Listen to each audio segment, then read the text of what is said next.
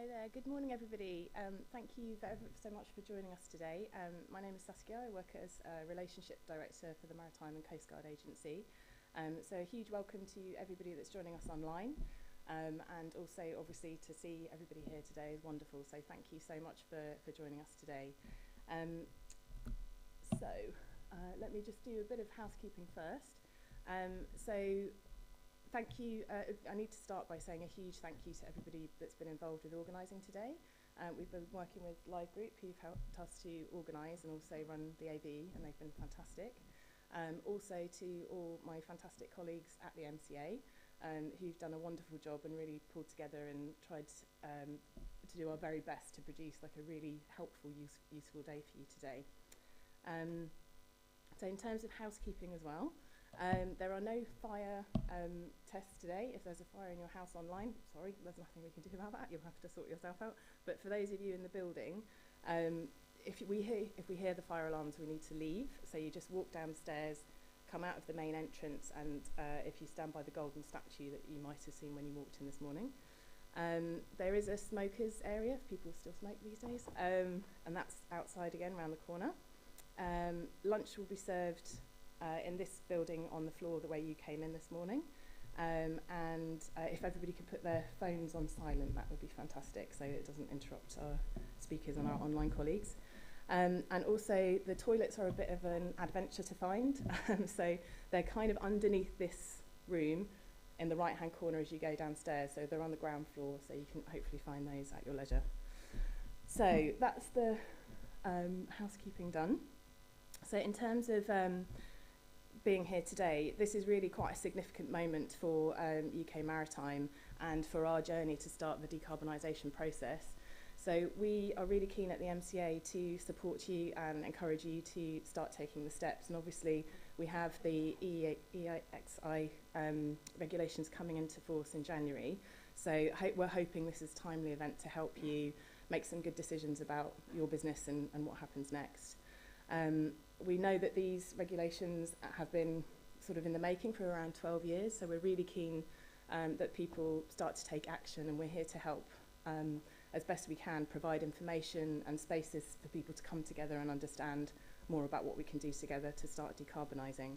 And I think we're really keen at the MCA. I think when we talk about climate change, it feels very heavy, feels quite serious, it feels quite amorphous, it's difficult to know what the pathway is, and I think none of us know the answers yet, is where we are.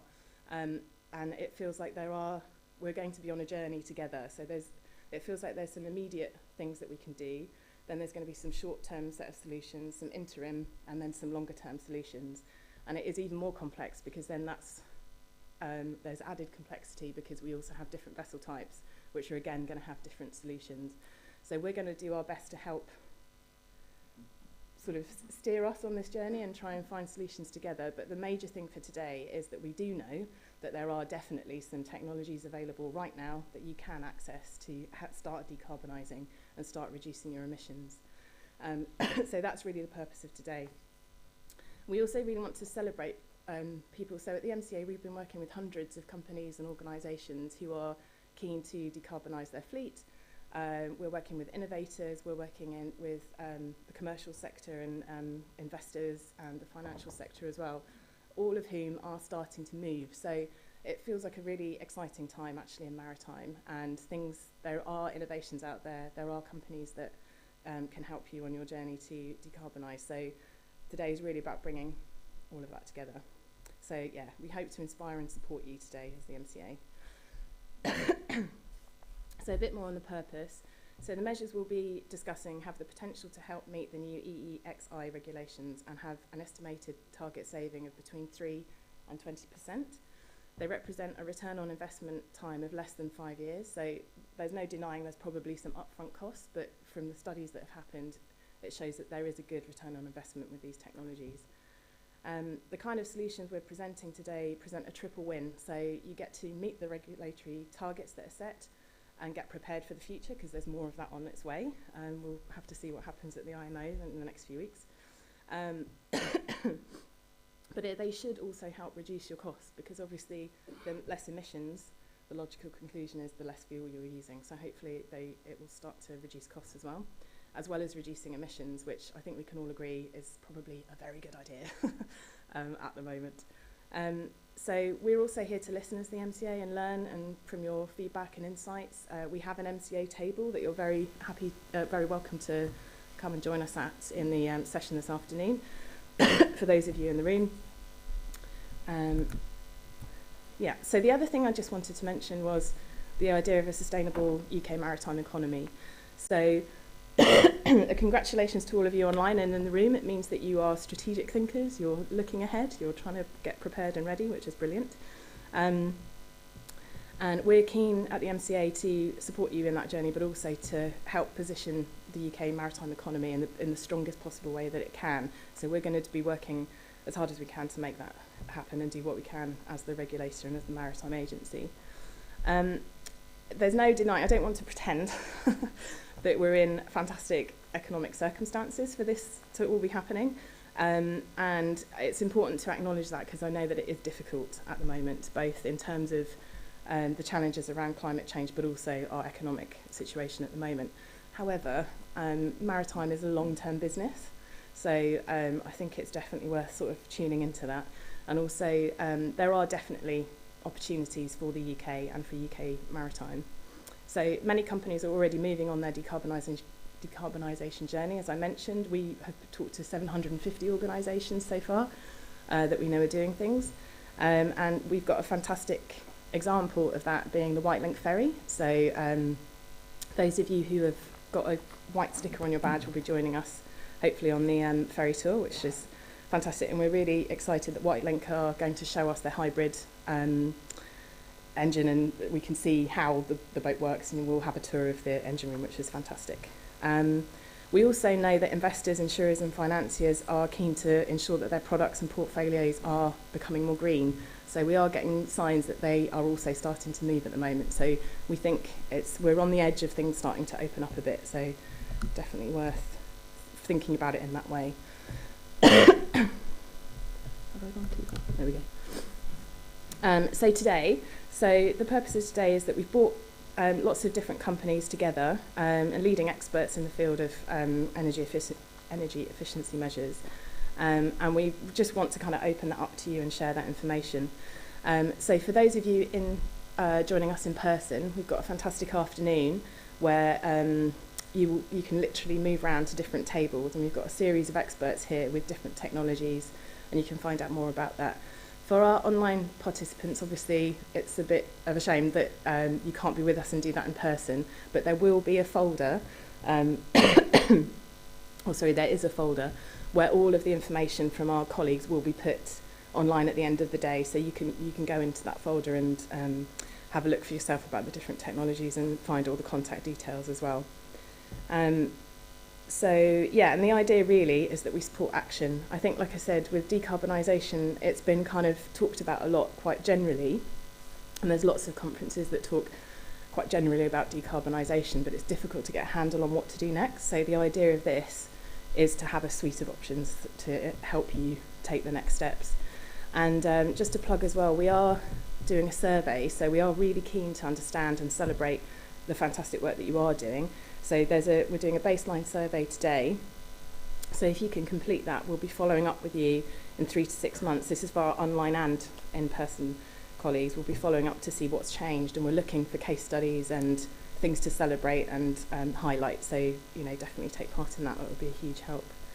And really today's supposed to be quite an informal space and quite a practical space with lots of time for networking and discussion. So we'll have our wonderful speakers this morning, who I'll introduce in a moment.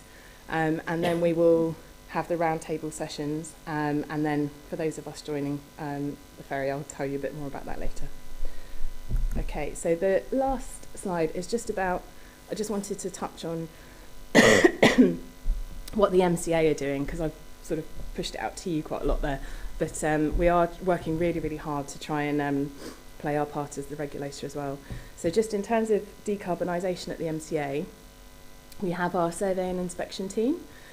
So they have recently bolstered their capacity. So we have 6 fantastic new consultants with specialisation in decarbonisation technologies. So they are available. Lots of them are here today. So definitely look them out and have a chat with them. We also have the Maritime Guidance Note 664 on innovative technology. So it's one of the first of its kind in the world. And it's designed specifically to get new prototypes, new technology, pilot vessels, all of that kind of stuff, research and development onto the water. And I know our colleagues are really keen for people to come forward on that. We had a trickle of things come through with the Clean Maritime demonstration competition, but now we're looking for people who are just doing it as business as usual. So definitely come and talk to us about that. We also have our wonderful regulatory policy team. So Gwilym's with us today and he'll be talking to us in a moment. Again, we've got some big capacity in that team looking at future fuels and what's going to happen and what that all means for regulation in the UK. We've got wonderful Keith who's here as well. Hello, Keith. So he's leading work on ports and decarbonisation as well. So it's interesting that the MCA are doing that, but I think we're conscious this is a system-wide issue, so we're trying to put some energy into trying to think through the infrastructure questions as well and work with other colleagues in DFT who are leading that area. We also have the Maritime Decarbonisation Technology and Strategy team. So these guys are doing some really interesting work, and in 2023 we'll be producing a technology strategy which will kind of outline potential pathways for people and start to clarify ways forward basically for the maritime sector in its decarbonisation.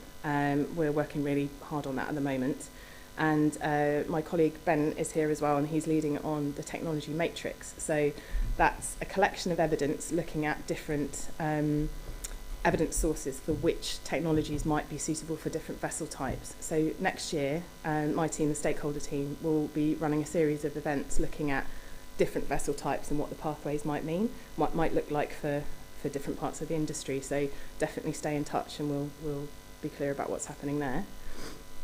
We also have our seafarer training team, Ajit, I'm sure lots of you know, are working really hard to update the curriculum, make sure our training providers are up to date with the latest technology and training our seafarers, again positioning the UK the best we can. We also have our wonderful UK shipping concierge, so they can help. They are looking at the UK maritime offer, they're looking at what the decarbonisation offer is likely to be, so definitely get in contact with them if you need more support on those particular areas. And then we also have our wonderful UK flag team as well, looking again at what decarbonisation might mean for the flag, so definitely come and have a chat with the MCA. Okay, so I'm going to hand over to Gwilym. So Gwilym is our Assistant Director for Regulatory Policy in the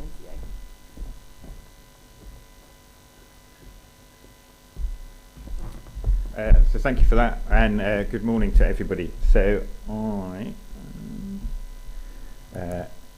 tasked with giving you a little bit of a flavour of what EEXI, which we've mentioned, is, but I will so run through a little bit of the role and the context of the regulatory function within MCA, go through some of the terms around EEXI, because I think as with anything to do with maritime, we've wrapped it all up in a nice set of acronyms, so unpacking those a little bit.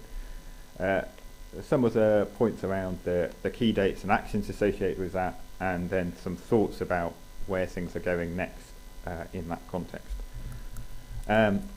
So within the Maritime and Coast Guard Agency, the directorate I'm part of is UK Maritime Services, and we are organised around three broad pillars of activity. Business operations, which deals with the registry based in Cardiff, dealing with ship registration, and they also deal with the seafarer certification, so actually processing those certificates.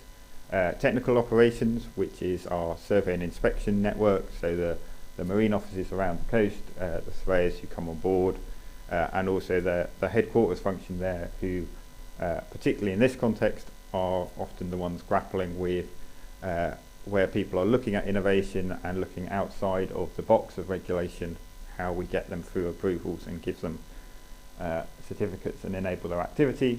And then regulation and standards, which is the team I head up, or the teams I head up, Within regulations and standards, we cover a really wide range of topics, from navigation, communication, seafarer training, seafarer medical standards, occupational health and safety on board ships, human element, ship safety, environmental protection. It's often easier to tell you what we don't do, but there is a really broad range of policies that we are responsible for and working through that.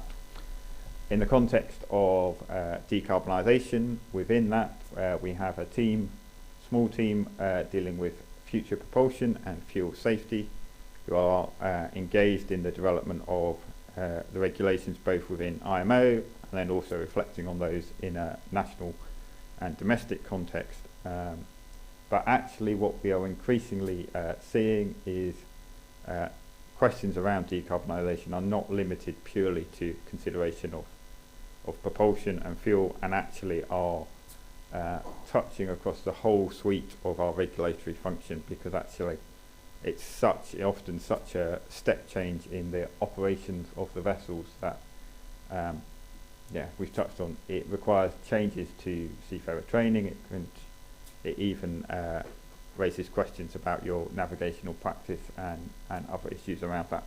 So whilst we have a team that's focused on it, actually across the whole organisation we're increasingly putting our mind and effort in this. But then moving on to EEXI. So begin with IMO now 10 years ago introduced the Energy Efficiency Design Index, which is a requirement for new ships to be progressively improving their energy efficiency at the design stage. IMO is currently in phase 3 of that, which was the last agreed phase. However, MEPC, when it meets in a couple of weeks' time at IMO, is actually going to start considering whether they should introduce a phase 4 and put further requirements around that in terms of new ship design. What's coming in January of next year is the Energy Efficiency Existing Ships Index.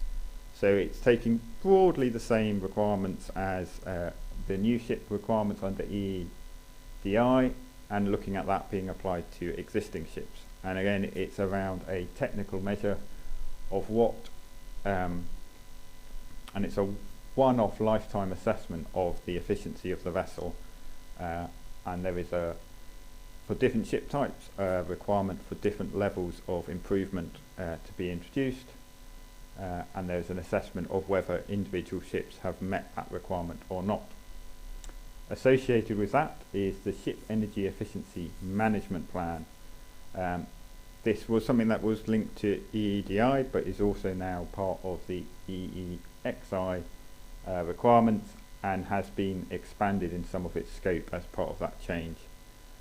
It's looking particularly at how they manage the operational side of things, and I think it's actually in this move towards the not just a one-off assessment of energy efficiency, but actually the progressive effort. That is really where I think we're going to see some really interesting movement coming out of this. And part of that is the carbon intensity indicator. So on an annual basis, there is going to be an assessment of the actual performance of the vessels based on their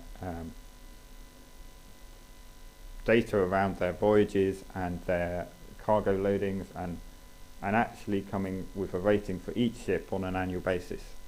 That's going to be, I think, one of the things that really has to drive the continual improvement, because it's going to be that annual assessment. So looking at this in terms of the dates, as I said, these new regulations apply from IMO from the 1st of January. The SEMP needs to be approved, and that is something which companies need to work with their recognised organisations to go through that process of developing the plan and putting it through approvals and verification. And again, the fact that plan includes self-evaluation and continuous improvement elements. So not only are you going to have to think about what you're doing, but how you incrementally improve that year on year.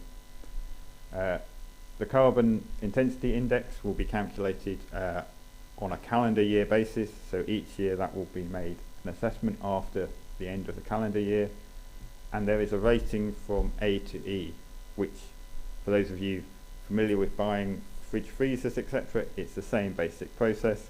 So ships will be, based on their actual performance, rated each year.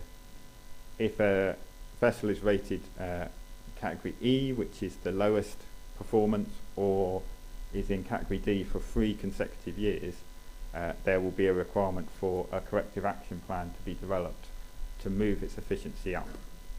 And I think that is one of the key things which will keep this as up on people's agendas. And then kind of to take where we see this.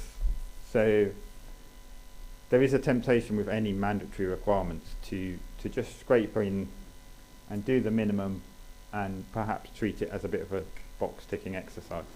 I think we really would hope that what we will see is people actually engaging with this not as another thing you have to do, but really the opportunity to really think through vessel operations, think through how you're maximising the efficiency.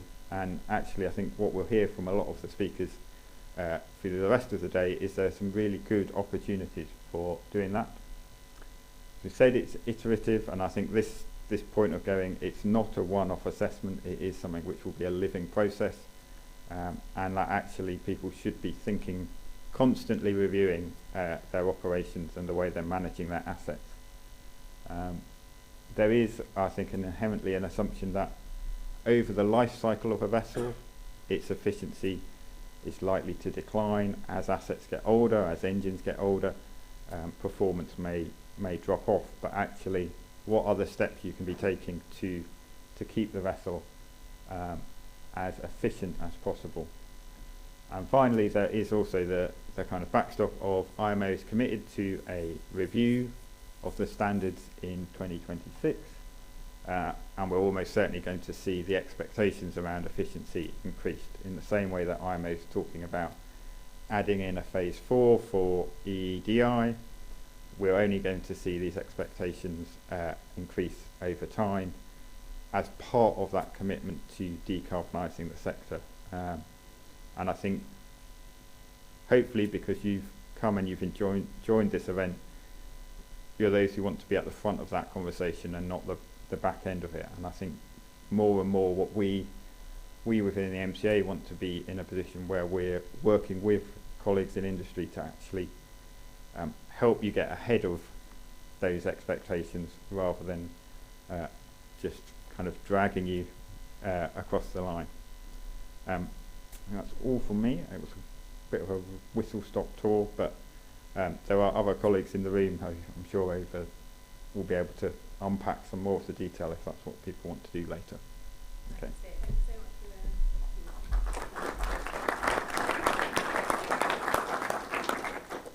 Okay, so thanks very much. So next up we have Lauren Eatwell, who joins us from Bar Technology, and she's going to be talking to us about all things very glamorous. Over to you, Lauren. Thank you.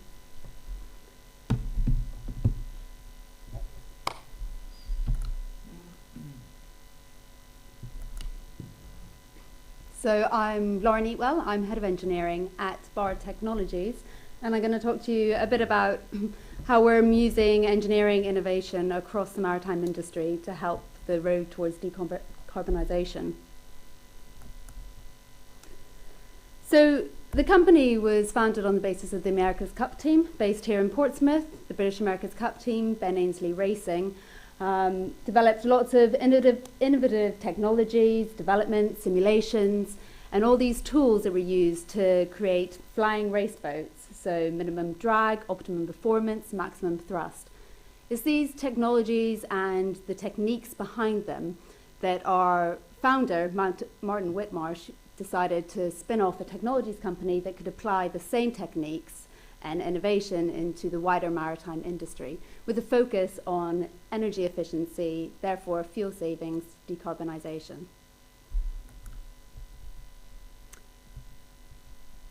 So we look across a couple of different industries, different areas of the maritime industry, particularly shipping, crew transfer vessels, with a real strong emphasis on the techniques that we use through digital twin models, complex linked CFD simulations and dynamic seakeeping across all the different applications of the maritime industry. And we'll look at some of the vessels that we apply this to. You can see our start is in the America's Cup, and our first project actually was a collaboration with Princess Yachts, where we added active foils to their R35, which is a 35-foot leisure boat. And that gave not only increased fuel savings by giving the added lift from the foils. It means that you can reduce your wetted surface area. That decreases drag, that decreases your requirements for fuel. But it also gives active roll stability. By moving the foils independently, you can control how the vessel moves through the water. And we developed that on into the crew transfer vessel market. So got a couple streams in the crew transfer vessel market. One of them is this FOS system, so the foil optimization stability system.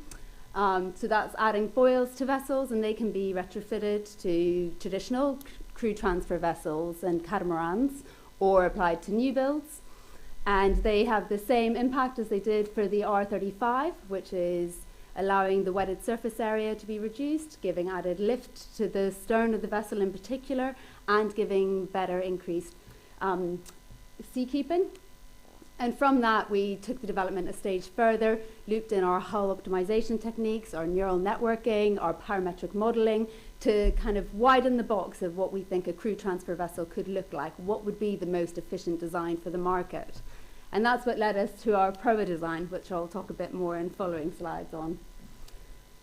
We also take the wing technology developed from the America's Cup and the ability to analyze that to look at the different possible wing shapes and control systems, as well as velocity performance prediction software and routing software to develop our wind wing product, which are large rigid wing sails which can be fitted to commercial shipping vessels. So starting off with bulkers and tankers, we're really able to go across the range from a Handymax right up to a Panamax.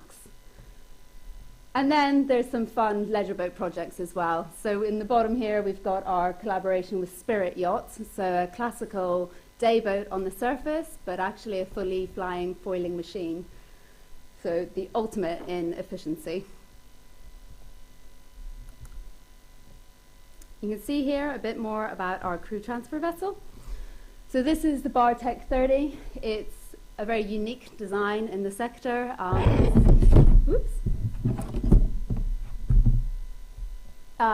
It was developed here by our systems, and it gives 30% fuel reduction compared to traditional CTV.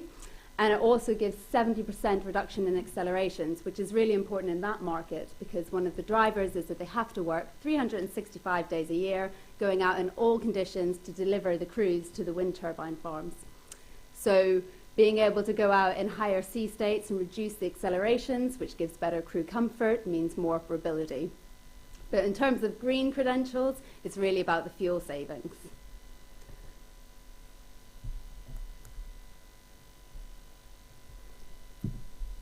So it's a really good project actually for demonstrating what we can do with the different aspects of our analysis and design and our tools. And the important part is how we link them together. So we take our parametric models and we link it through AI intelligence, neural networking, to really expand that box of hull shapes within some given parameters and link that through our CFD. But we use the CFD to train the neural network. So we're not just getting a hull shape and then seeing what the CFD says about it. We're using the CFD analysis to train the neural network to find the most efficient designs. We also have to link that through our control systems and make sure that how we're simulating that the boat will react under the foil systems is actually replicated in the model so that we can verify the designs through the full loop.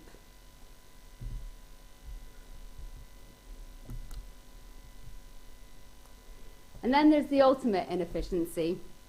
So this is our flyer. It was a rapid development and collaboration. It's built in our cup base here in Portsmouth.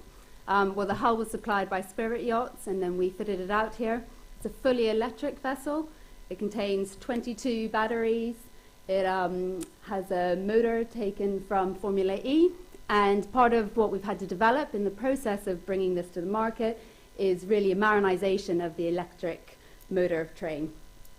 So there's been a lot of learning curves in this, and it's been really great to kind of be able to push the boundaries of what can be achievable. Obviously, a fully flying vessel gives the highest efficiency you can get.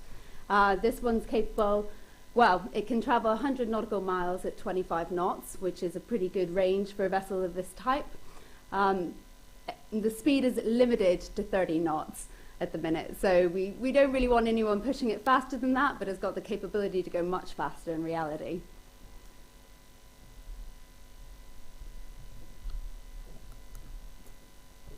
For now, not all boats can fly, so let's talk about shipping. I mean, the biggest impact that we can have on decarbonisation of the maritime industry is in the shipping industry.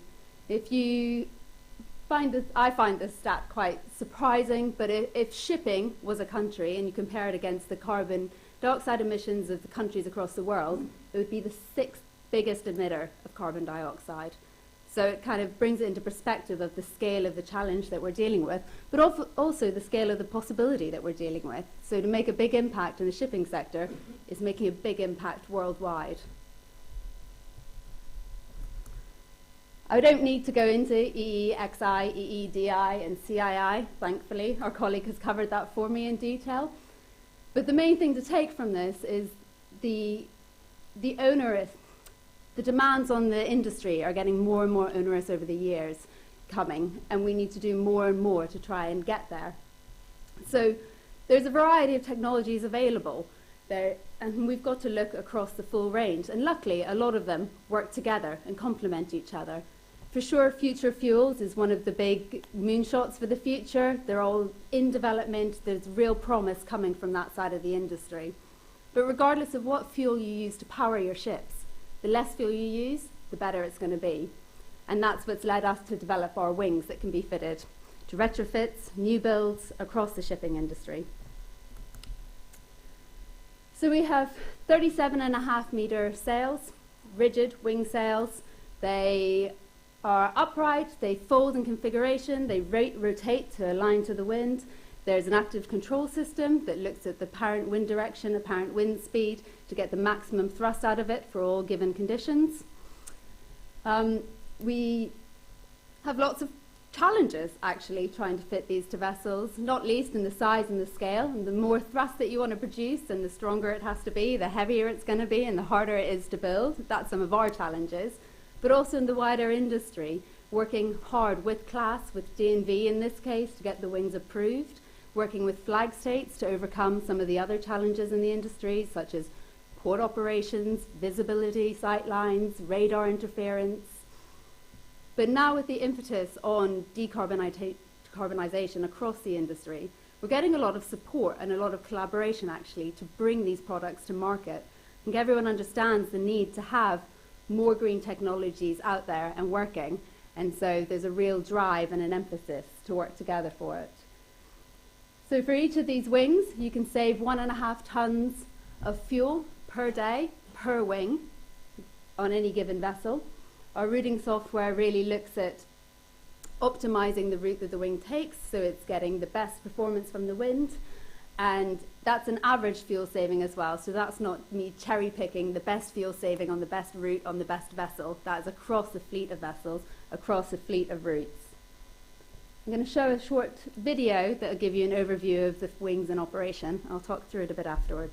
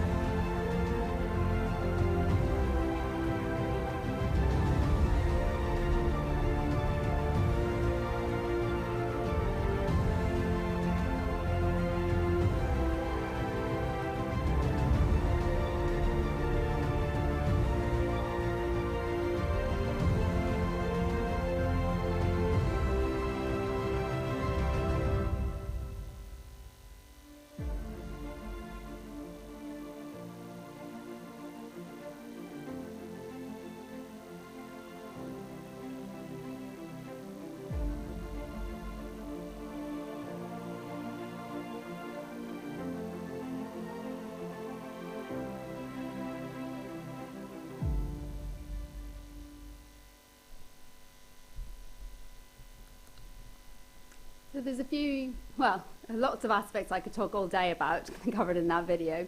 We start off with the shape of the wing. It's a 3-element wing. So the best way to think of it is if an airplane's in flight, it has all of its elements aligned, it's a nice smooth shape, it's kind of minimal drag for the lift that it's producing, so maximum efficiency of the aerofoil shape. That's not actually what we want when we're fitting wings to ships. The windage is negligible, the drag is negligible, so what we want is the maximum thrust, the maximum load that can be produced by these wings. So that's why we've gone with the 3-element shape. So it's more like a wing when it's coming into landing or takeoff, where it has to produce higher thrust and it's willing to take that drag penalty, and you get the accelerated airflow through the gaps of the elements.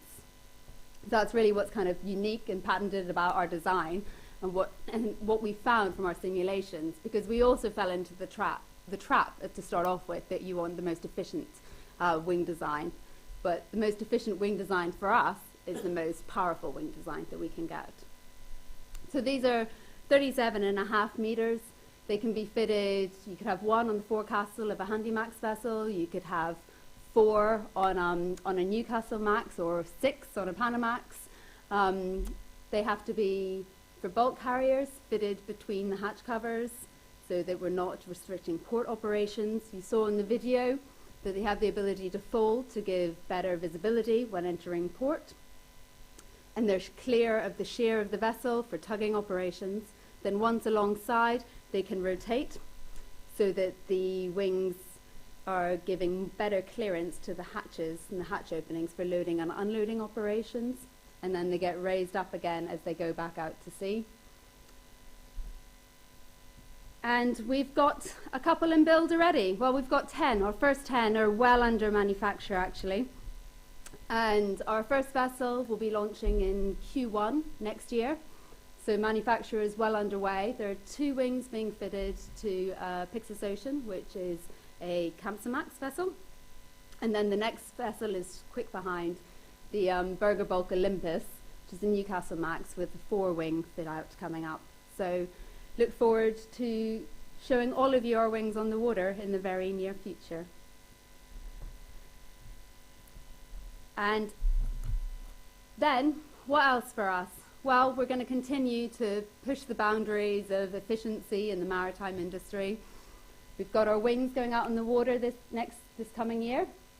We've got developments of other wings as well. So while we're looking to optimize the design, we get real-world savings coming through, and we get the live data off the vessel. There's invaluable learning can come from that. And we'll also be developing a smaller wing, so a 22-meter wing that can be fitted to an even wider range of vessels. Using our simulation techniques, looking at hull optimization, really visualizing what is the vessel of the future, how does that incorporate all of the different technologies that are on the market, the appendages, the air lubrication techniques, the hull shape, the wings, alternative fuels. And then we've got Vartex 40 and 50, so larger scale CTVs. And leisure market as well. You know, it's not the biggest carbon emission producer in the maritime industry, but actually it accounts for a fair chunk of it, and there's a real drive for more efficiency across the range. And then whatever else we can think of on the journey. Thank you.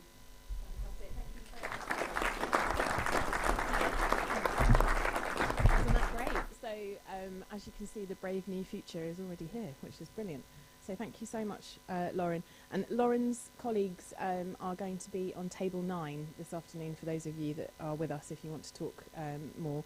And also, if you have any questions for either Gwilym or Lauren or Carl, who's about to speak, for our online participants, just pop it in the chat, which is, as you're looking at the YouTube, on the right-hand side, there's a chat function there, so pop your questions in there. So thank you so much, Lauren, that was fantastic. So I'm going to hand over to Carl now. So Carl is a consultant now working at Marine Power Consultancy, and I am a terrible host because I forgot to thank Carl because he's had a huge part to play in pulling today together. So thank you so much, Carl, for all your help with the speakers. But he's going to talk us through all the different technologies that are available at the moment and just give us a bit of an overview about all the solutions. So over to you, Carl. Thank you. Thanks, Saskia, and thanks also for Lauren for a truly inspirational brief from BAR Technologies. I should have done what you did, and that's brought my laptop and put it out on the side. But so all the slides are in the slide deck, so I just have to push the button, hopefully. So, from my point of view, I just wanted to say an additional thanks to you, the audience, because you are the kind of the influencers, if you like, the people who are going to take action, and you are very busy people, and getting times out of your schedule is quite difficult. But so thank you for that. So what we're going to do is, my role is really just a quick kind of canter through some of the technology that is available today, which hopefully, you know, it's not rocket science. It's stuff that is well established. It's well proven technology, and we'll go through some of the kind of justification and a little bit about the physics as well along the way. But the thing is, you know, shipping, everybody understands in this room, shipping is a business. You know, it's a globally regulated business, meaning that, you know, you guys you're in the business to provide a service, but you're in the business to provide a service that is legally compliant and also makes you money. So from an energy and efficiency point of view, these things are changing. So it's going to be more difficult for you guys to make money. You are going to have to spend some money, and I kind of make no apologies for saying things that may be kind of slightly controversial during the you know, my time standing here, but that's the whole point, is to get the discussion going about the technology and how it can be adopted into the ships that you have today, or the ships you'll build in the future. But for sure, decarbonisation is going to have an impact on your business. So I'm hoping that you're all reasonably familiar with this pie chart. And the biggest thing in that pie chart, I'm sure that a lot of you will recognise straight away as being fuel. It's a huge part of your OPEX. And it seems like it's making the stating the obvious, basically, that reducing that part of the pie chart is actually, you know, it's common sense, and efficiency and reducing emissions and reducing OPEX go hand in hand. I'm slightly surprised that the pie chart disappeared off the screen, but there you go, IT being what it is. I'm sure you can remember what it looked like. Oh, here we go. So it's user error. So yeah, it's one and the same thing. So you're going to have to do these changes to meet the regulations, but it makes a whole lot of sense anyway, and we've all got a conscience. We all know why we should be doing this in terms of the environment. So the challenge is really to do the same thing or more with less, essentially, and that's why efficiency is suddenly coming to the forefront as something that, you know, has to be taken seriously in order to make you compliant. Three key factors from my point of view which have a huge impact on your OPEX and the amount of fuel and the amount of emissions that you burn. So power and propulsion, including electrification, and looking at that from a systems point of view. Lauren mentioned the fact that alternative fuels are going to be something that is coming in the future, but the next few slides will not focus on alternative fuels, because that is a separate topic in itself, and that's maybe for a separate occasion and probably an all-day session. But also that, you know, research in that area is moving extremely quickly, but right at this minute in time it's kind of at the very early stages. So hull design, is extremely important, as we've seen and Lauren's mentioned about drag and the length of the water line and the powering required. There are going to be plenty of people in and around the rooms and the tables this afternoon who are experts in hydrodynamics and naval architecture, that it's essential that these people and the expertise is brought to bear on the problems that exist. And also we're going to hear after coffee, we're going to hear from Dr. Claire Pekjan about the human element, the crew, because that's an incredibly important area, because you can spend all the money in the world and you can come up with all the innovative technology, but if you don't bring the crew along and they don't fully understand why the equipment is there and how the ship has been designed, then you're not going to be achieving some of the targets that you thought were possible, and it could even go the other way.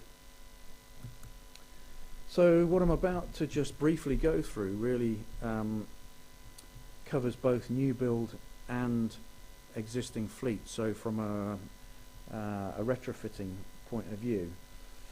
And we've mentioned the hull and the design of the propulsion system, and clearly at the heart of that is the internal combustion engine. So again, that shipping being what it is, being a global business, that part of the equation is always going to be there. You have to get your energy from somewhere. Whether or not you're going to be burning greener fuels in the future, quite possibly. But for a lot of shipping, that part of the equation is not going to go away, in my opinion anyway. And as we've mentioned, there are measures that you can take today that will help you meet the EEXI coming in January of next year, and also the carbon intensity index as well. And I've mentioned briefly the crew. So yeah, I don't need to focus too much on that because that's already been covered by Gwilym earlier. So the point of today really is, in a minute I'm going to go over some of the elements of what's available in the market today. Claire is going to talk to us about the crew aspects. We're going to have lunch and then we're going to go into the speed dating session. So in a minute I'm going to canter through some of the technologies and the speed dating approach, which will be happening later on today. But let's just start with the engine, if you like, the powering point of view being incredibly important. And I've been involved in this for about the past 11 years, and what is pretty obvious, it seems pretty obvious, is to match the powering aspect to the operational profile of the vessel. And this may seem like teaching some of the audience to suck eggs, but incredibly important to do that. And if your engine is the heart and soul of the vessel, then clearly you're going to want to evaluate and select the most efficient engine that you can possibly access at the time, burning the greenest fuel, or at least preparing for those events. So from engine selection, the reason I bring this up is because having had a number of conversations in the last 10 or 11 years where owners have been designing ships, the conversation would sometimes go the way that we're going to fit an inline engine as opposed to a V engine, and you say to people, can I just check why you're thinking like that? And some of the reasons that come out are you would think you can't be thinking like that. You've got to design the ship, the most efficient ship that you can design, because if you say we don't want to pull pistons on a V engine because it's difficult, then that's basically meaning that you're probably going to have to buy more cylinders to do the same job, and the technology that's out there is probably going to be less efficient on a less modern engine. So you're going to be running for the next 35 to 40 years on something that could be 5 to 6% less efficient, because your past experience, for instance, has been that your crew find it difficult to pull pistons on a V engine. And my answer to that is also, surely in terms of time between overhauls, that you want to minimise, or maximise the time between overhauls and go for the latest technology that will see you, push those intervals out considerably. So the last thing you really want to be doing is pulling units and pulling pistons and liners, which is it can be a difficult job, but so long as you factor that in from the early stages, then you shouldn't have too much of a problem, or leave it to the experts. It becomes somebody else's job. But the bottom line is, you've got to design the ship for the most efficient ship, the most efficient propulsion plant that you can possibly think of, because you've got to live with this for the next 35 years. The shipyard only has to see it through the warranty period. So, your relationship with whoever your engine builder is absolutely crucial. And not only that, the numbers and types of prime mover, designing it for, hit the sweet spot of the main propulsion plant, the minimum number of engines running gives you the number of running hours, the least number of running hours which you're going to have to do maintenance for. So it is actually quite a complex event. And here's the physics, really. I'm very conscious that the gentleman that taught me thermodynamics is actually sitting in the room, so I seem slightly under pressure. But the bottom line is that this is a Sankey diagram, and clearly whatever fuel you put in, you're looking to get useful work out. And in the internal combustion engine, for a 4-stroke engine, you're looking for somewhere that the best you can get today is about 50%, maybe 51 at best. So the amount of energy you're putting in as liquid fuel, going through an energy conversion process, you're going to lose a lot of energy up the funnel. It could be 30%. 30% of the power is going up the chimney. So it makes sense that if you've got other functions that take heat, in other words, you're providing heating to accommodation spaces, you're providing hot water, it makes an awful lot of sense to try and recover that energy back into the ship somehow. Because at the end of the day, you're paying for the fuel. It makes sense to get every ounce of energy from it. And then you've got energy being lost to the auxiliary cooling systems for the HT and LT water, and also to the loo wall system. And this afternoon, kind of an early mention to John Buckingham from BMT, who has the table that will take you through waste heat recovery. So that's both kind of low grade heat and high temperature heat. So not all of this heat is recoverable. There is a ratio of what is recoverable, but it's kind of common sense to try and recover as much as you can, and the technology to do so is different in both cases. But what strikes me as interesting over the years is that the number of vessels that don't take this into consideration. So that's really covered the physics aspect of the engine and selection. Somebody mentioned earlier about maintenance, and it often gets a bit of a back seat, but it shouldn't, because over time the engine will become fouled in coolers and in your turbocharger. Fuel quality is a particularly interesting area. very important area, fuel cleanliness. Correct cooling from the LT and HT coolers, lube oil coolers, back pressure. These are all things which at the end of the day will affect how much fuel you are burning, and in that sense it means how much emissions are going up the chimney. To give you some idea of what that looks like, here are some typical numbers where you could expect to see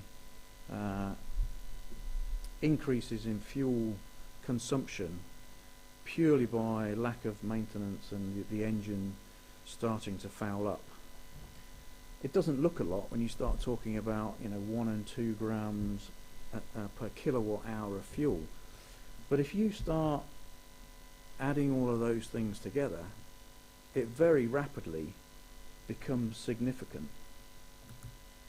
So in this case, we're looking at, if all of those things were in force, around about 27 grams per kilowatt hour could be increased fuel consumption. If you've got an engine which is 5 kilowatt running for 5,000 hours of the year, and if you had a ferry or a dredger, that's potentially not uncommon. That's 675 tons of fuel a year. I don't know what you pay for your fuel, but I can tell you that is a significant part of the equation. You do the maths of your own operation. Not least to say that with that comes a CO2 burden. So engine maintenance is actually a significant contributing factor towards fuel consumption and emissions. Not least to say that the less maintenance you do, the potentially the less reliable your prime movers are going to be. So you could have some surprises in reliability, in the reliability sense. So let's move on to the hull, because that is a significant area where it impacts on the powering and hence the fuel consumption of the ship. It is a very complex picture. So the hull design, tank testing, CFD, propeller design, propeller RPM, a whole bunch of different factors which have an influence on the overall powering of the ship, and that's something you've got to live with through the life of the ship and try and manage. There are things that can be done.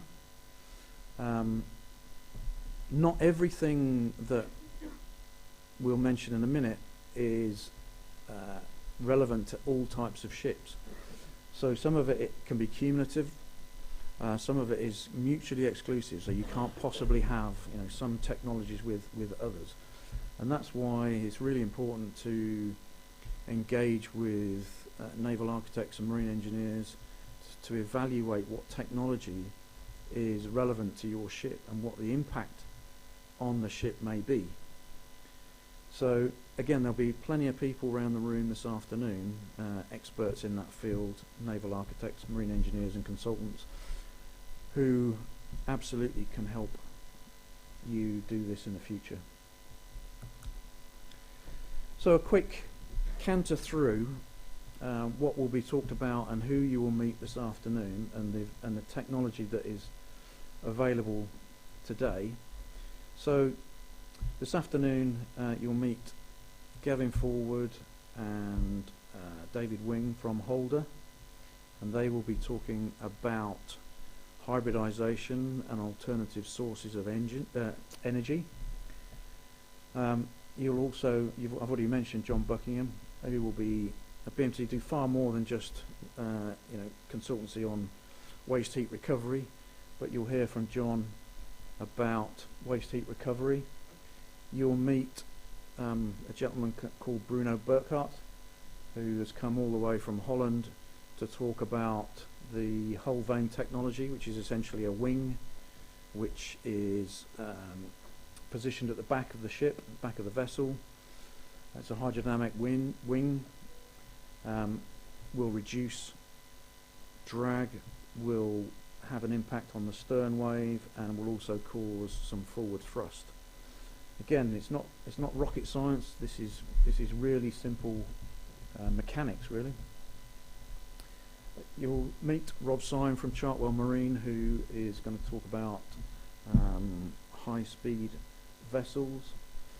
I've already mentioned Claire. She's going to talk about the human element and how that can impact on your operation. You'll meet Darren Jones from Solihull.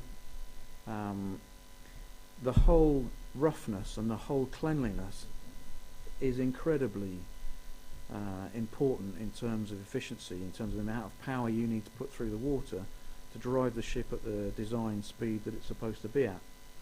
And the more fouling that you have, the more powering clearly that you've got to put into the water, which again impacts fuels. These are all things that are intrinsically linked. You've already heard from Lauren, but her colleague Simon, remind me, Lauren? Roberts, thank you, sorry, will be on hand to talk about the wing technology.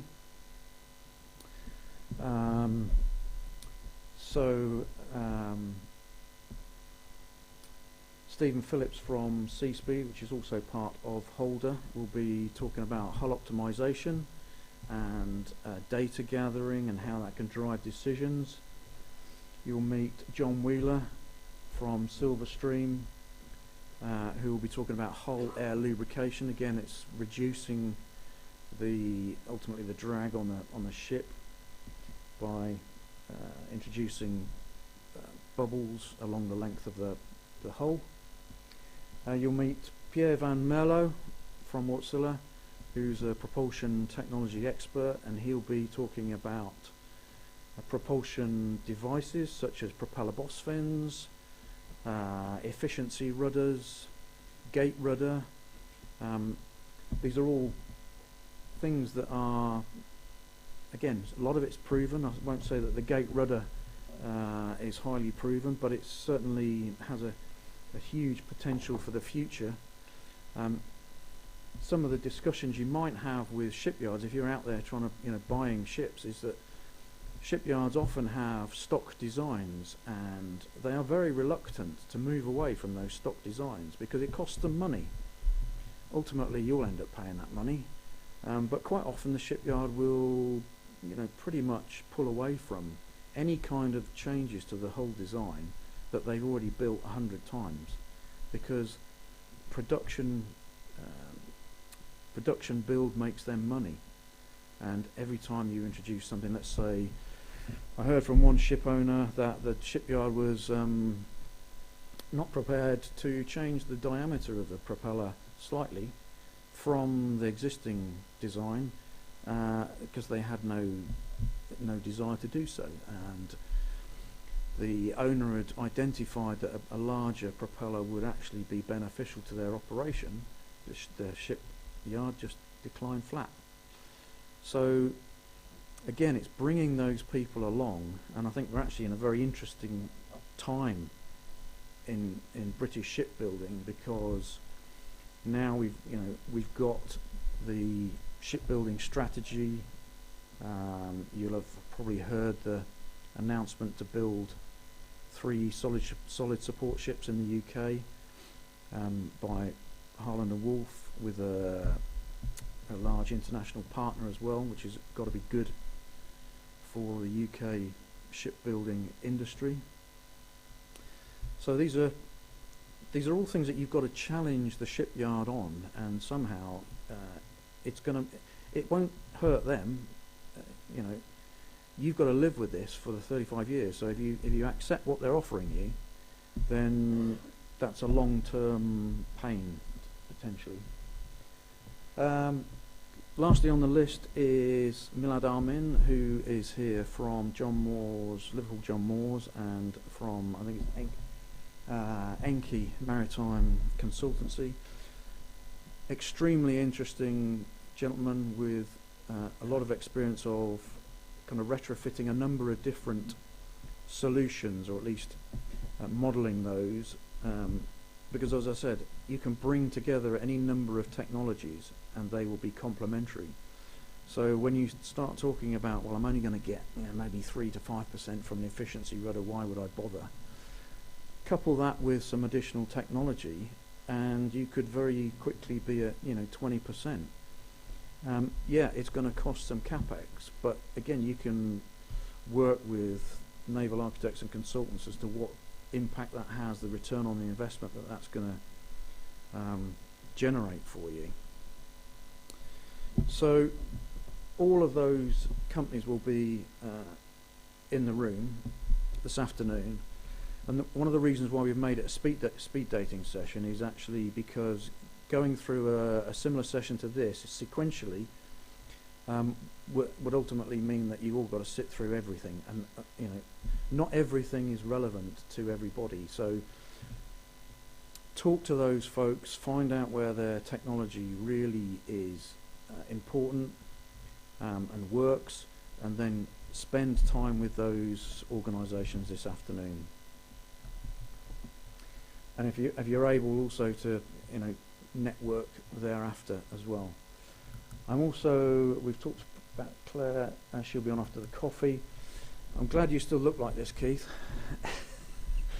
So Keith Greenfield from Whitelink has kindly agreed to have us on board. A hugely innovative approach to a hybrid ferry, and that will be incredibly interesting this afternoon, so thank you for that. And once we're back, there'll be transport bringing us back here, and for those who want to stay behind or are able to stay behind and continue the discussions, then I think that there'll be a number of us there as well. So that's me done. I think we're coffee time, is that right? Questions will come a little bit later, so you've got a little bit of time to think about any questions you may have. And that's me done. Brilliant. Thank you so much, Carl. So for our online participants, we're going to have a break for about 30 minutes now. So if you want to come back at 11:10, we'll go live again. But please do start putting your questions into the online chat. We can't see any at the moment, so do you definitely pop any questions that you've got, and we'll make sure those are answered as best we can. For our colleagues here, so coffee is where you arrived this morning, so please feel free to have some chats, have some coffee, stretch your legs, and we'll be back in here at, we'll start at 11:10, so if you can start to trickle back at about 11, that would be fantastic. Thank you so much.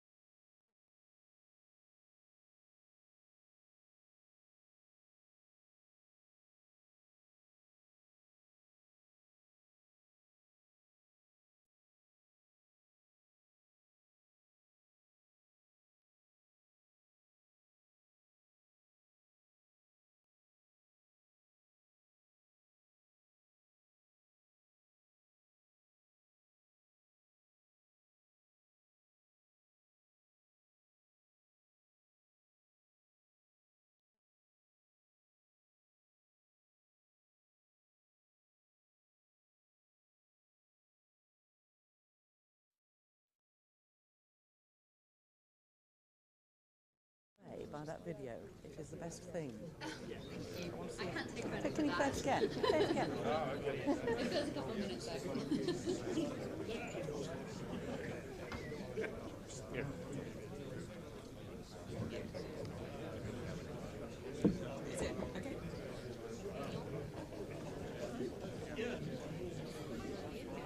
I know, we're on it. It's just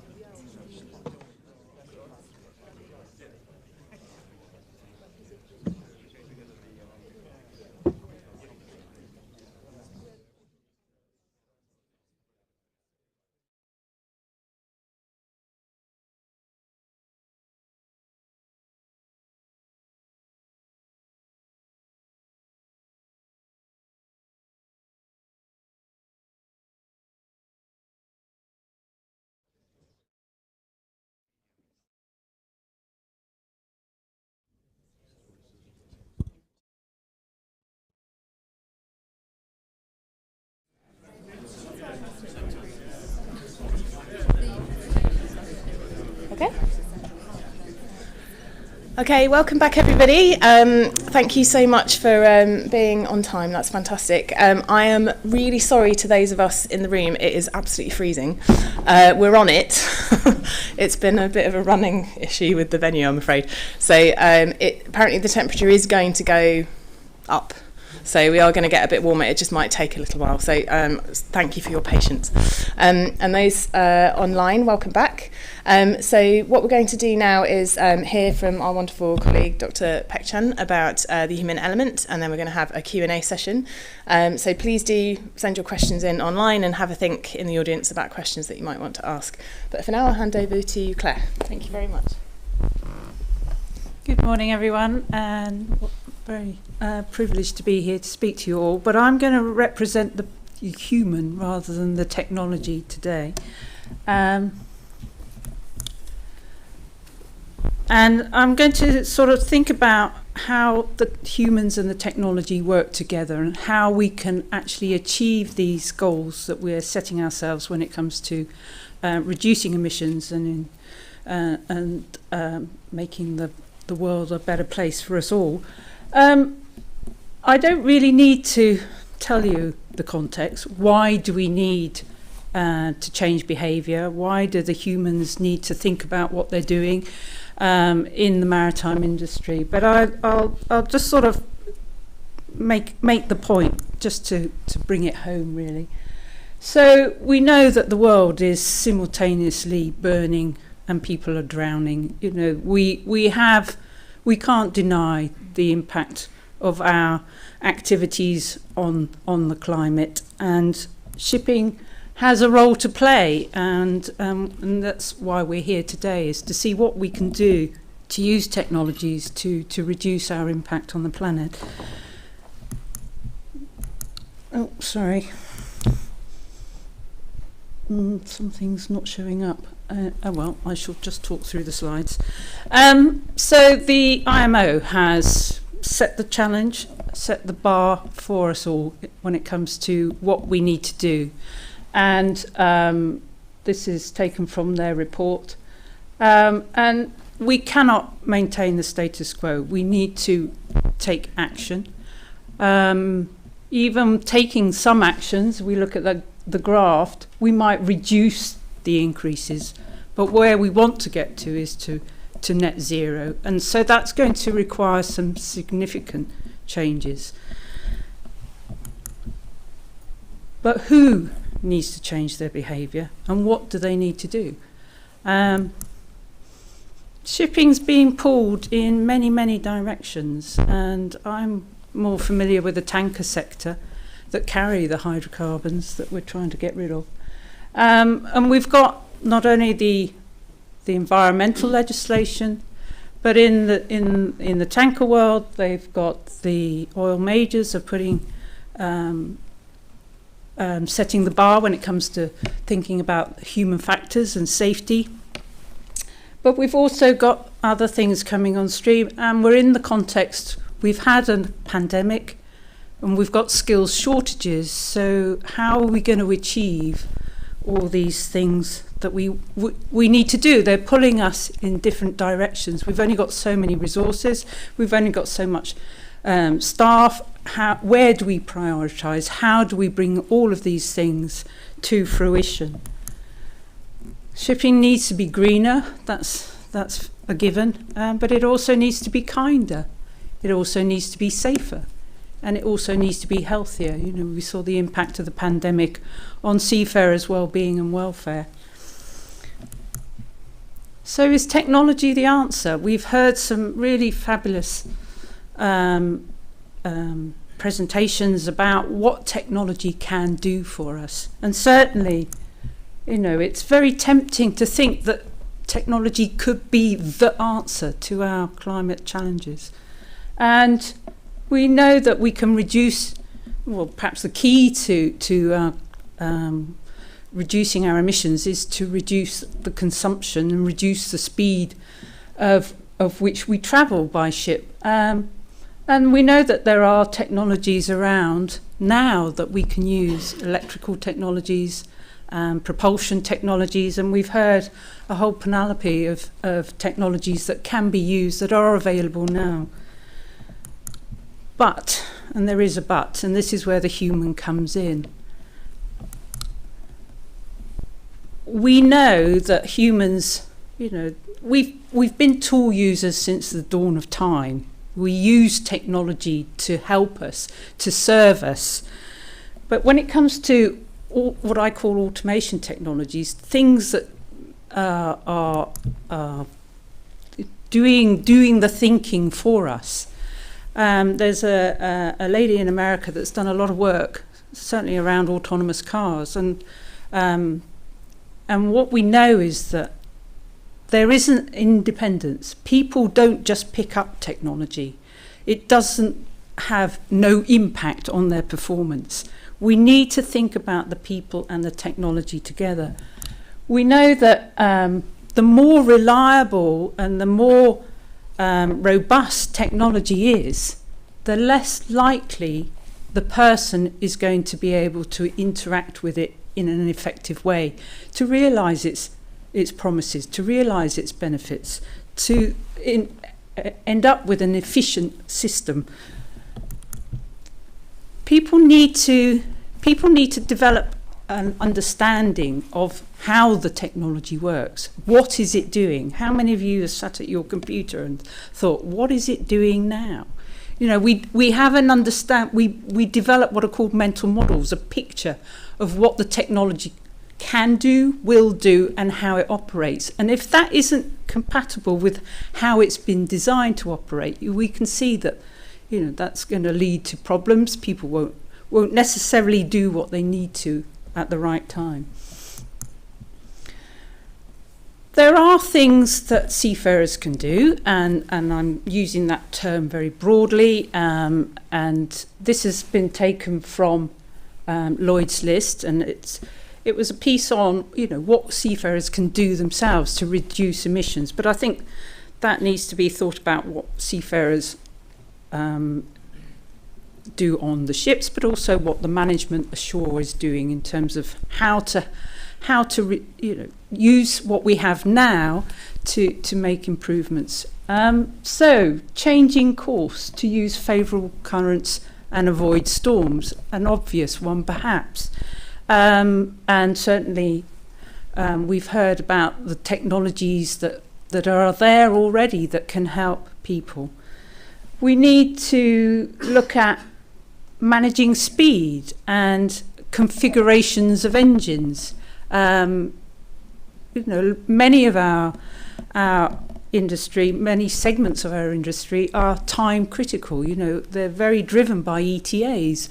For the, you know, non-SOLAS vessels, it's turnaround times and things like that. So the impetus is on speed, but we need to manage speed. So we find, and the researchers report that, you know, often seafarers will go fast at the beginning of the journey because they're conscious of their ETA, and then will drop the speed back when they're nearing their destination. That's a very inefficient way of using your propulsion system. Communicating best practice on routes. So we're getting condition-based monitoring now. A lot of information is being fed back to shore.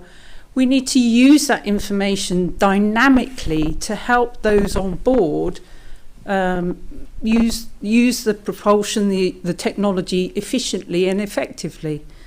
And lastly, using digitalization and data. So not only outside the vessel feeding information into the vessel, but those on board using the information in their vessels, analysing it and using it to look at where problems are arising, but also to change their own behaviour in terms of how they're operating their vessel. But this doesn't happen just by chance.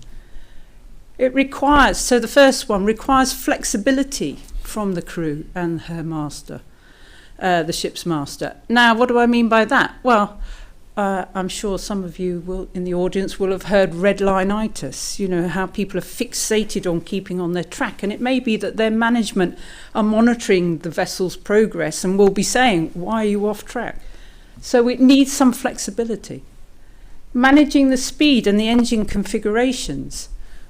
Well, we need to know what that optimum speed is. It's no point saying that, we know from past catastrophic events that the emphasis on speed can have its consequences.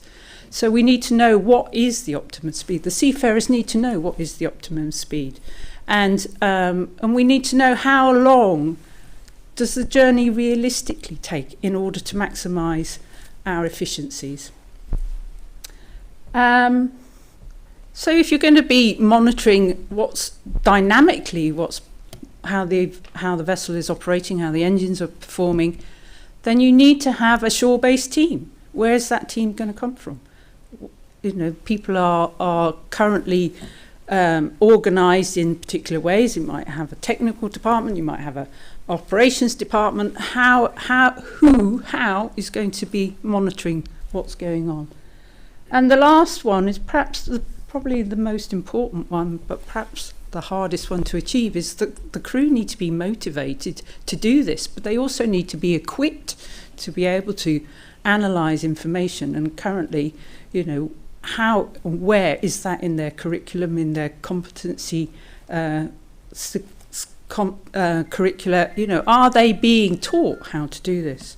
Which really brings me on to my next point, which is something that I found somebody from the cruise sector talking about, is these behaviours do not happen by osmosis. They don't happen by chance.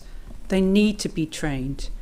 And I think it's quite a stark point that Mr. Van Ree makes, is that if we don't train people, if we don't look at this in terms of how do we achieve this, how do we achieve these promises of efficiencies and reductions in consumption, if we don't think about the people, and if we do choose to ignore the people, then his point may be a bit hard-hitting, but it's probably true. The technology will not achieve what it's promised to achieve. So how do we deal with this situation? What I would promote is a systems thinking approach. Now, this is often talked about in relation to the adoption of autonomous technologies, but I think even with things that are designed for efficiencies and maybe not completely autonomous, there's still humans in the loop, is that I'm going to just concentrate on the 2 points there highlighted in blue. We need to think holistically. So holistically in the sense of within the ship, how does one system impact on the behaviour of another? So we take ECDIS, for example. That's obviously not designed for efficiencies, but could be used. The impact that that's had on people is that it changes their behaviour, and so they stop thinking about other aspects of their duties looking out the window. When it comes to engineers, you might have a mandate. There was an example that led to an accident of, you know, only using 2 auxiliary engines. But when they were put under power, there were different power ratings, and so one trip couldn't cope with the load, and the ship unfortunately ended up in an incident. So it's thinking about things in a systems perspective is the interaction between different systems and what you're trying to achieve. So also your business strategy, and I've mentioned speed a number of times now, is how can you achieve the efficiencies if you're putting the goal in the minds of your crew and management on board that they've got to get there quickly. It's in conflict. So what will they prioritise? Well, what their performance reviews will tell them what's important. So if they've been late off the berth or late arriving to the berth and they get, a negative review, then that's what's going to be uppermost in their minds next time they come to drive their ship. And an obvious one, but in relation to people and technology, and this problem that we have, that if technology is doing all the thinking and people are out of the loop and they don't develop the right mental models, then you aren't going to realise the efficiency gains that you're hoping for. So you need to think about the people. You need to think about, do they understand? Have they got the training? Have they got the skills in order to operate this information, these technologies to the best advantage? And at the end of the day, the strategy that you choose, whether you choose to think systematically and use a systems thinking approach, your choices and how you implement your technologies on board will have consequences. Now, I've distilled it down to 2. What I call STCW+. Obviously, this is for SOLAS vessels, but it equally applies to non-SOLAS vessels. Is that if you think that you can just bolt on a little bit here and there in terms of their training and education to what they've learned in their college days and their certificates of competence, then unfortunately you're going to have this disconnect between the people and the technology. And what I see is when you replace people with technology and they do less and less of the thinking and the active processing of information, then you end up with demotivated people, poor morale, and probably a legacy of industrial relations problems. And unfortunately, for what does that mean for the ship? And you can end up, I've put unplanned breakdowns. Well, you never have a planned breakdown, do you? But I'm talking about unplanned maintenance issues. And you may end up with a situation where, because the ship hasn't been configured correctly, that it's being used inappropriately, you're going to be ending up with more maintenance issues rather than less, and ultimately increasing your emissions because the engine or whatever isn't being used to its spec, to its advantage, because people don't have this correct picture of how it should be operated. Then you will find you are out of service. You'll have situations where you're off hire. What's the alternative? Well, if you approach or adopt this whole issue from a systems perspective, so thinking about the interactions between your business strategy and the behaviours you want of your people on board, if you think about teaching them and educating them in how to do the analysis, how to configure the systems, you're going to be investing much more in your people, but the rewards, I think, and the gains, the returns on your investment will be significant and will be beneficial. So, and certainly what I know from people is that the more they're involved, the more they're consulted, the more that they're trained, the more motivated they're going to be. So that point 4 on the what seafarers can do is, analysing the data, feeding back,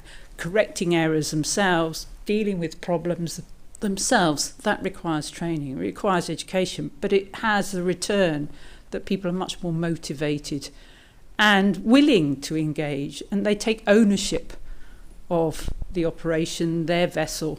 And so what's the outcomes, likely outcomes of that? Well, you will achieve what the technology sets out to achieve. You will reduce your emissions, and that ultimately will lead to what we all need to achieve, which is net zero. So to sum up, 2 things. Think holistically. That's my takeaway message to you, is think holistically. Don't just think about the technology and what it can achieve. How is that going to be interact with the people on board? How is it going to interact with other systems on board? And how is it going to meet your business strategy and your culture? And of course, as I would as a maritime psychologist, take account of your people. Technology people, I'm not a naysayer. Technology is fundamentally dumb. We talk about artificial intelligence, but it isn't able to integrate information, problem solve complex situations like people can. So your people are your smart assets. So invest in them and make sure that they are the masters of your technology and not its servants. Thank you for listening. Fantastic. Thank you so much, Dr. Petchen. Yeah, Carl, you want to come back up again? Okay, so that was incredibly helpful, and I think those points about that it's not just about the tech is really critical, isn't it? And Dr. Petchen is also one of our hosts this afternoon as well, so if you want to continue the conversation, definitely go and join her. So that concludes our presentation, so thank you so much to all of our panel. That was an incredibly fantastic start to the day. So now we'll open up the floor to questions. So one of my colleagues is going to help. So we have a mic here. We haven't got much from the online audience. You're being a bit shy this morning. So do ask any questions you have. So I'll open it up to the floor in the room. Does anybody have any questions for our panel? Yep, gentleman at the top.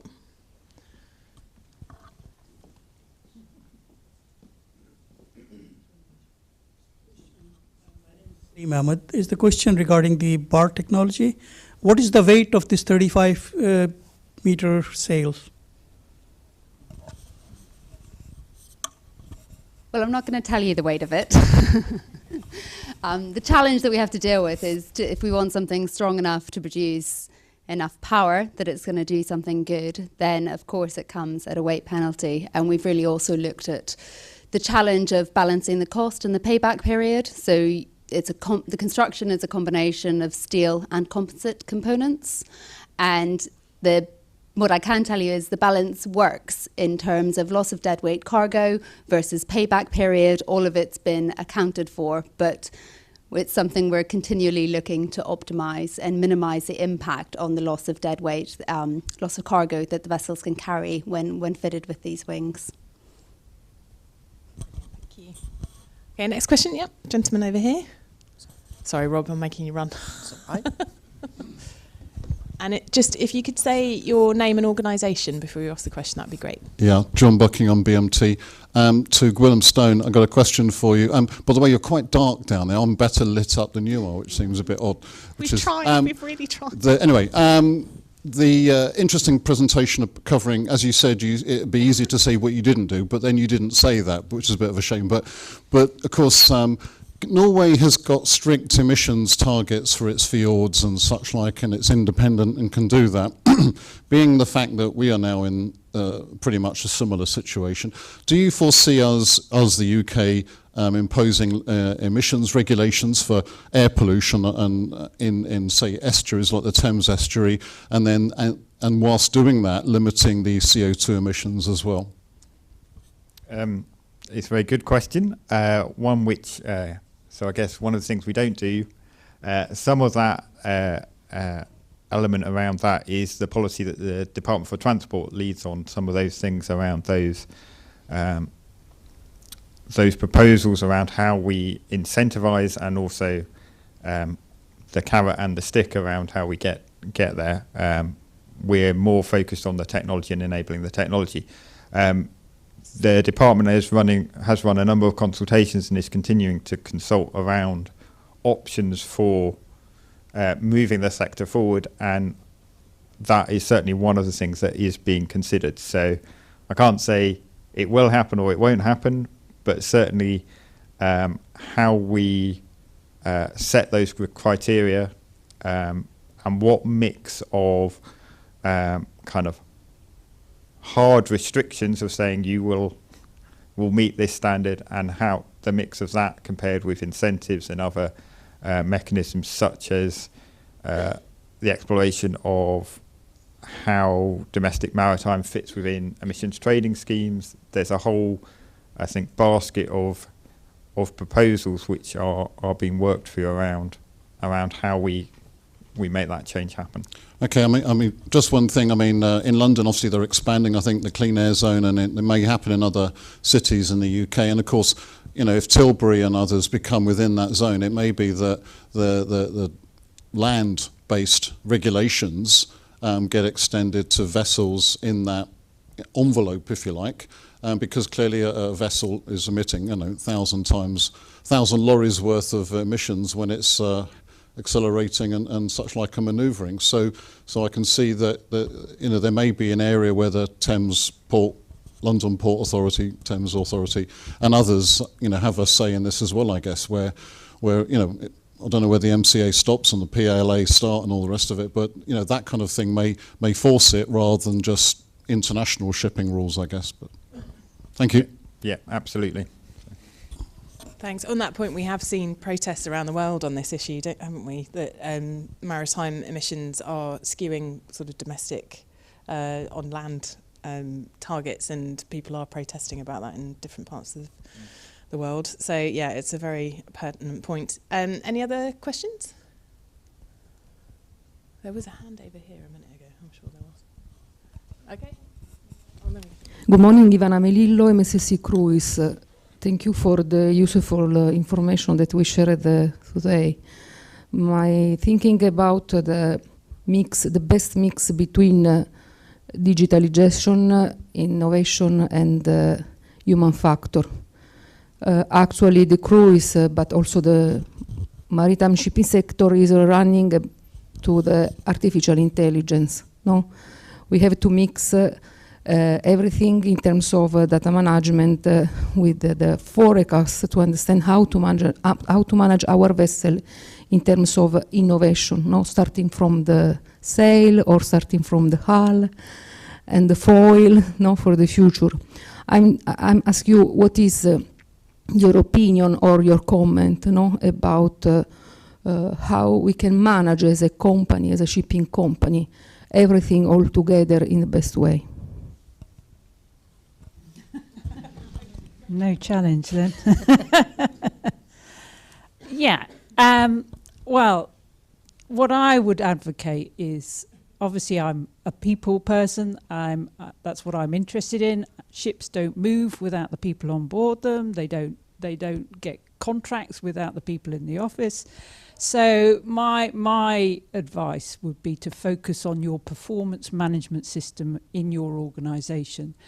And what you need to do in that sense is look at what are the goals of your organisation, what are the values that it operates by. So if environmental efficiencies is up there on your goals and values, you then have to look at, well, what are the people in your organisation doing to achieve those goals? And you need to make that clear to them. And I would bet my money, my house, on the fact that most people in shipping do not look at certainly the sea staff's involvement in, or communicate to them how important they are in achieving the business's goals. And I think we've gone in the industry, we've heard a lot about no blame culture, and certainly safety has been the number one priority, hasn't it? We've been very, very focused on safety, improving that aspects of our operations, and I think that the no blame culture that perhaps we've adopted You know, we need to be kinder to our seafarers, that's a given. But we also need them to be accountable.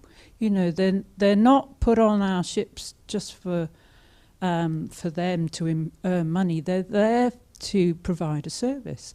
But if you don't have it specified in their employment engagement contracts or in their job descriptions, their role profiles, these are the things that you are responsible for. You can't hold them to account because they don't know. And that cascades down into problems. Sorry, this is going on a bit, isn't it?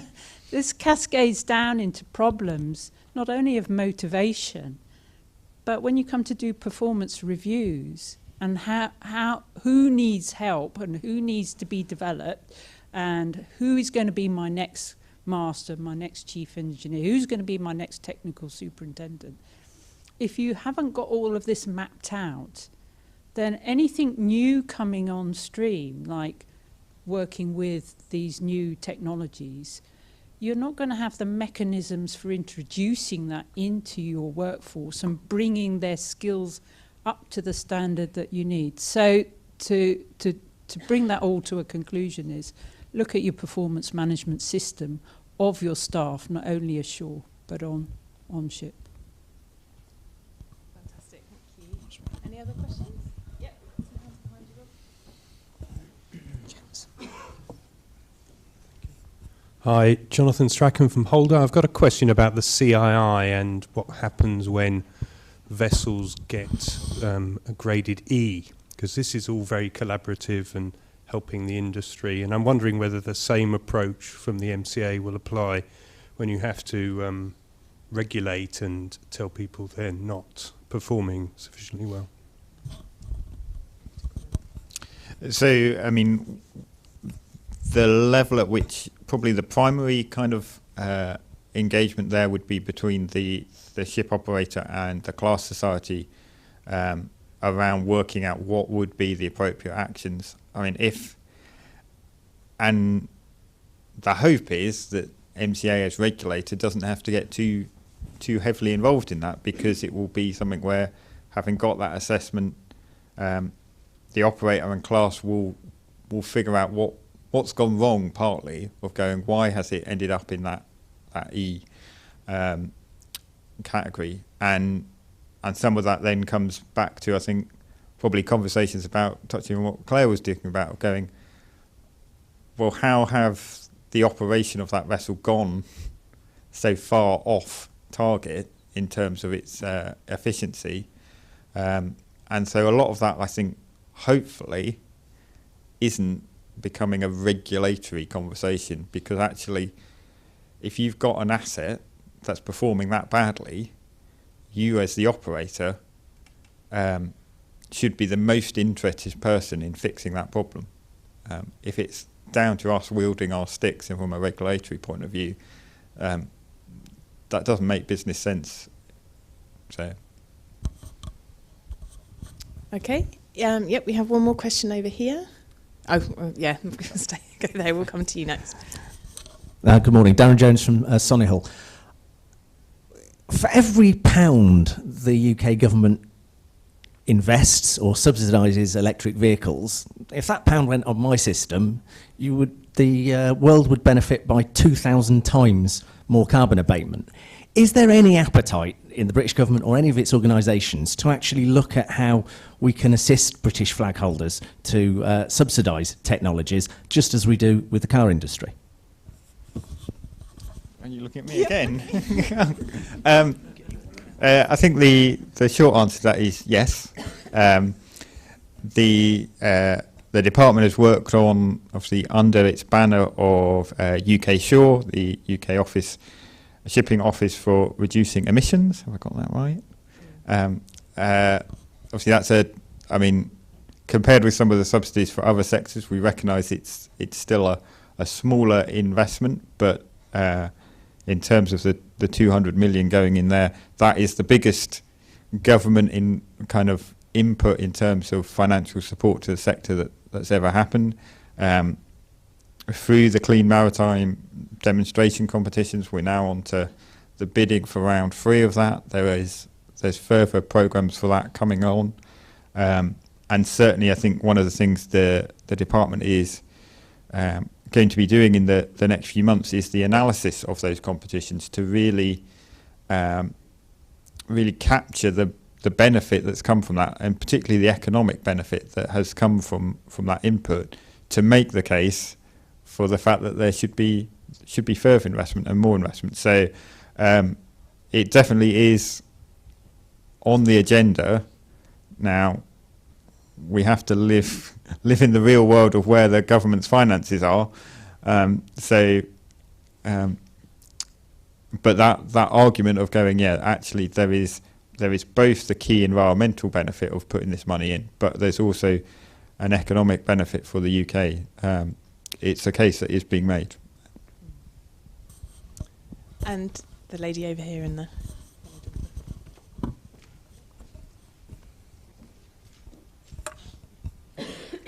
Hi, Lorraine Craig for CalMac. Another question, sorry for Quillam. To do with the CII. We currently operate a fleet of 41 domestic vessels, and in that we have a group that will have to comply with the CII. And we are finding it very, very difficult to get them to comply in the grade C and above. Do you know, is there going to be any correction factors for the domestic side of the shipping industry? Because obviously it's a lot more easier to do it for long haul foreign going vessels.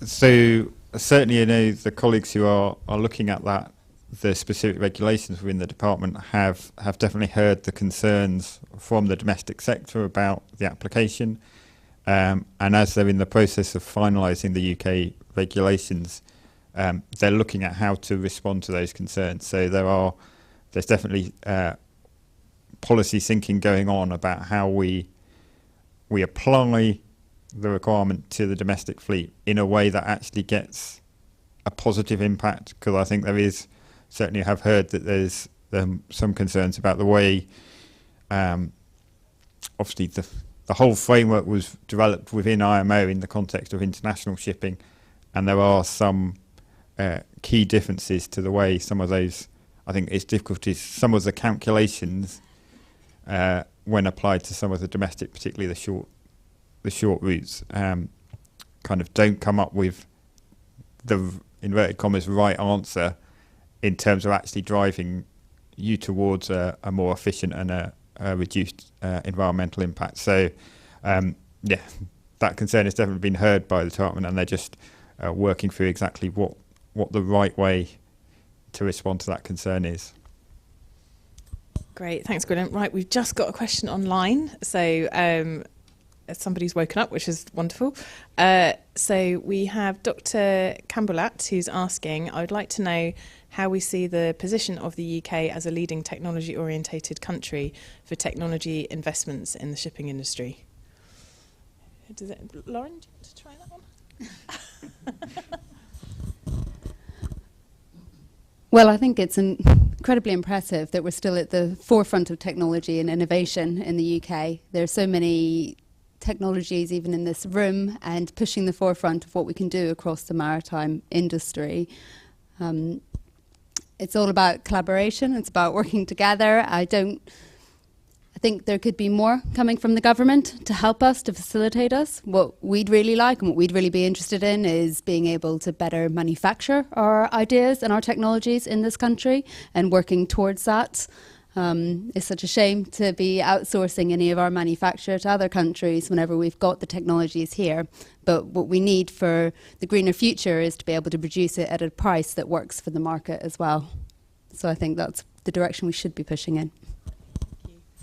Yeah, it's an interesting point. I think we're really keen, like I said this morning, we are looking at how do we develop the UK maritime economy and capitalise on the opportunities that do exist for the UK. So I think definitely feed in ideas, and we'll certainly take that feedback on. So yeah, let's continue to talk about that as we go. We've got another question online. Do you think that the UK can still advance enough to have enough share compared to other leading players? And do you have any suggestions for the UK in this stage? So I think we have to look at the UK's strengths, and technology, science, research, development is one of the UK's biggest strengths in this area, I think. So yeah, I think there's definitely loads of opportunity for the UK. We need to move quickly though, because we've got some stiff competition from some of the leading shipping companies around the world, shipping countries, maritime countries. But, we are thinking this through. It's part of the discussion with the Department for Transport and others. So we are reaching out to lots of different government departments at the moment to try and position the UK as best we possibly can. So, like I said, that's still relatively early in our thinking, but definitely have a chat with us, and for sure there's definitely lots of opportunity, I think. Okay, back into the room then. Do we have any other questions? Yep, over here.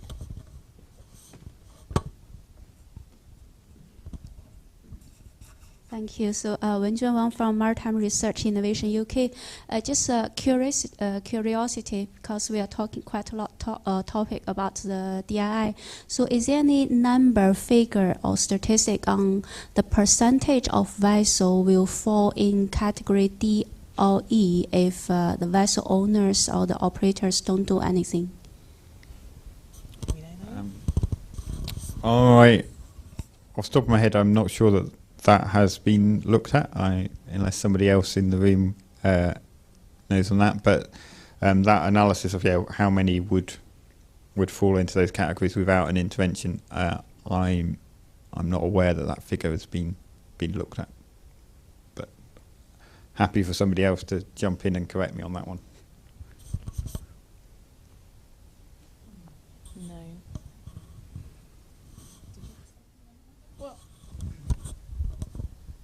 The only figure that I've seen, I think it was Napa, said that for the retrofitted vessels, vessels that are already in existence, less than 25% of bulkers and tankers will meet the regulations, or be able to meet the regulations requirements.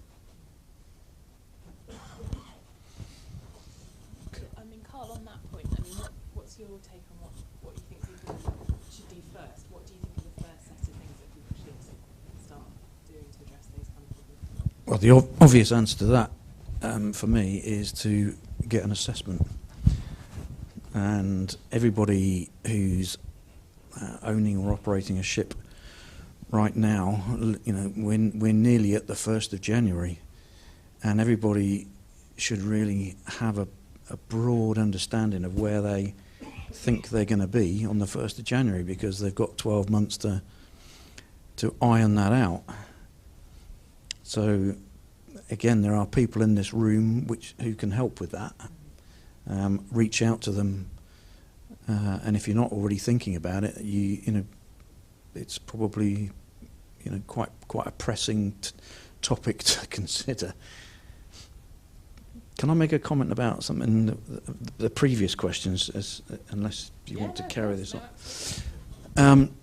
Talking about the UK and innovation and investment, and what is happening, I would like to kind of point out again, it seems to be an obvious thing to say, but you've only got to look around you on the news at what's going on in China and other parts of the world to realise that actually when you put all this together, along with Brexit and COVID and any number of other factors, is that we need to do more outside of the Far East, frankly. And that, when I said I'm going to say some controversial or statements which could be misconstrued, but I'm an advocate of UK industry, and while I know that you can't just go out and buy, for instance, an engine in the UK, a huge, efficient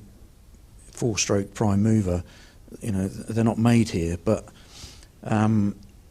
plenty of technology is or could be made here, and it's about time that we invested in that, but also the skills. And I talk to ship owners quite frequently who would dearly love to build a ship in the UK, and while I realise those skills and that capabilities a little bit limited at the moment, we have got to reinvest in that area to become a bit more self-sufficient. And we also have to put some pressure on the government, because if you look at the situation in other parts of the world with shipyards, for instance, there's a lot of state funding going on, which makes it a very difficult playing field to be on. So, you know, it should really start in Westminster. We need to give people who are thinking of, you know, building certain types of ship here. We do certain things very well, mind you, but there are more things that we could do to bring in the taxes and have all the benefits of things that building vessels in the UK could bring.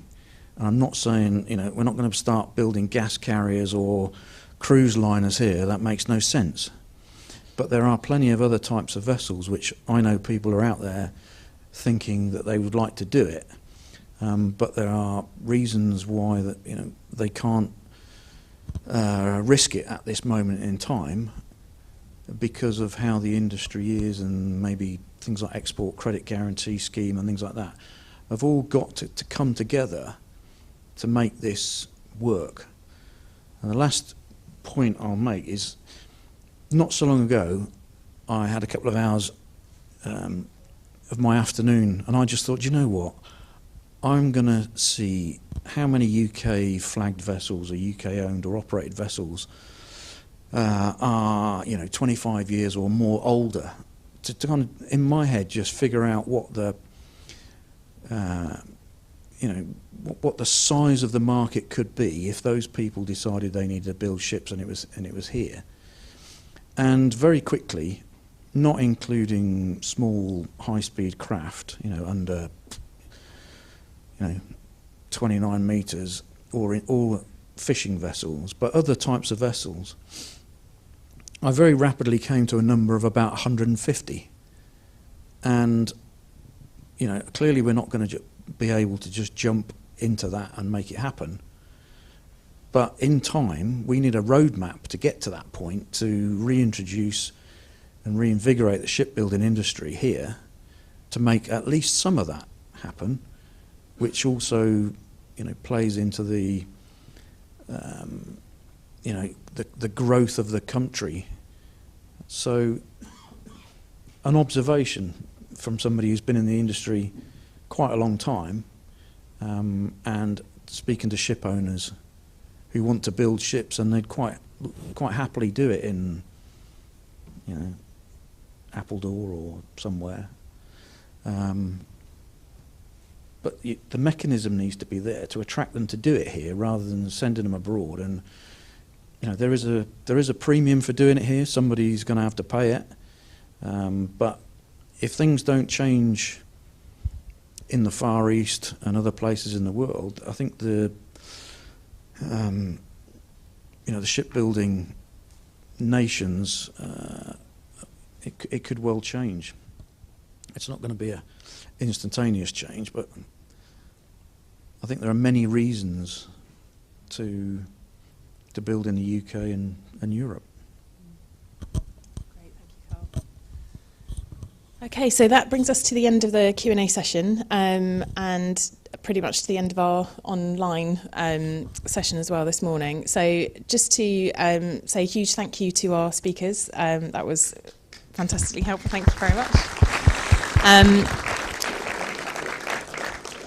And just before people disappear, so online there will be, in your delegate information pack, there's a link, and all the presentations and information from the roundtables will be on that by the end of today, she says, if I remember to do it.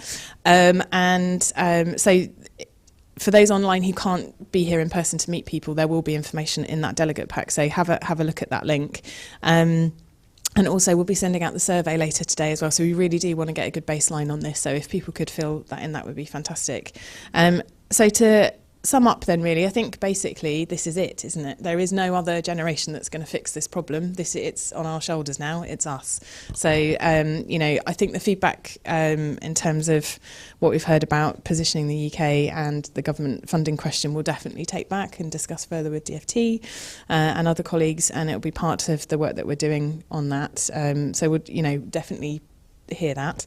And I think we should all just think about ourselves as part of the solution, really. We all hold a different part of the jigsaw, and we just need to come together, piece it all together and move forward in a way that, you know, does what we all need us all to do. So thank you so much for your time today. So if we close the online, thank you very much for joining online, and then I'll give some instructions for everyone else. Great. So, right, the fun bit. So what's going to happen now is we're going to break for lunch. I know it's a bit early, but I think lots of us have got up quite early, so hopefully